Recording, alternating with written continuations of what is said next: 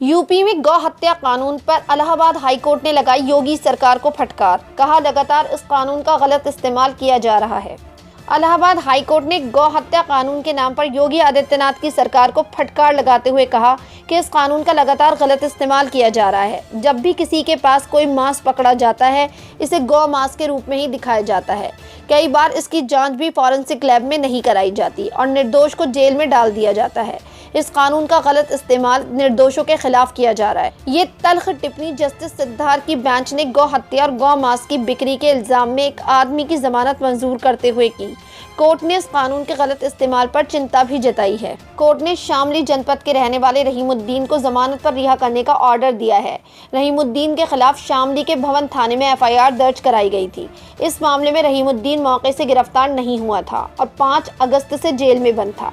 यानी एक आदमी के खिलाफ एफआईआर दर्ज कराई गई और इसे गौ हत्या में गिरफ्तार कर लिया गया, जबकि ना तो वो मौके से गिरफ्तार किया गया और ना ही उसके पास से मिले मांस की फॉरेंसिक जांच की गई। इसी पर इलाहाबाद हाईकोर्ट ने कहा कि जब भी कोई मांस पकड़ा जाता है, इसे गौ मांस के रूप में ही दिखाया जाता है।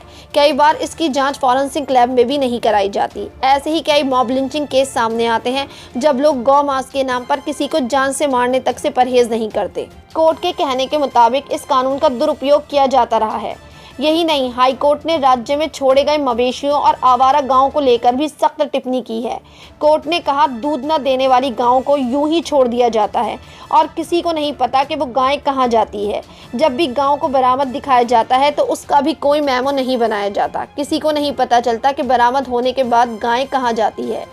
कोर्ट ने कहा, ज्यादातर मामलों में जब्त किया गया मांस की जांच ही नहीं की जाती, जिसकी वजह से आरोपी एक ऐसे जुर्म के लिए जेल में सड़ता रहता है जो शायद उसने किया ही नहीं। अब सवाल ये उठता है कि हाई कोर्ट की इन टिप्पणियों के बाद क्या योगी सरकार गौ हत्या कानून में कुछ बदलाव करेगी? क्योंकि यूपी में कई गौशालाएं हैं और उन गौशालाओं में हर साल के हिसाब से कई सौ गायें मरती हैं।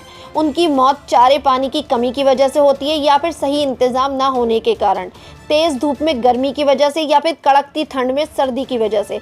हर साल कई सौ गायों के मरने की खबरें आती हैं। कभी मरी हुई गायों को खेतों में डाल दिया जाता है तो उनको कुत्ते नोचते हैं, तो कभी दूध न देने वाली गायें और बूढ़ी गायों को छोड़ दिया जाता है, जिसकी वजह से वो भूख प्यास से मर जाती हैं।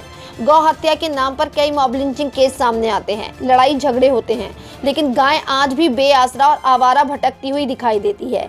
कई जगहों पर गौशालाएं तो हैं, लेकिन सही इंतजाम नहीं है। गाय के रहने के लिए सही शेड और सही चारे की कमी है, तो किसी किसी गौशालाओं में क्षमता से ज्यादा गाय रखी गई है, जिनकी वजह से भी गाय की मौतें होती हैं। इसके लिए सरकार कोई सही कदम नहीं उठा रही और गौ हत्या के नाम पर निर्दोष लोगों को जेल में डाला जा रहा है, जिसके लिए अब इलाहाबाद हाई कोर्ट ने भी योगी आदित्यनाथ की सरकार को फटकार लगाई है। खबरों के बारे में अपनी राय कमेंट सेक्शन में ज़रूर दें। हमारे चैनल को सब्सक्राइब करें, बेल आइकन प्रेस करें ताकि हर खबर आप तक जल्द से जल्द पहुंचे।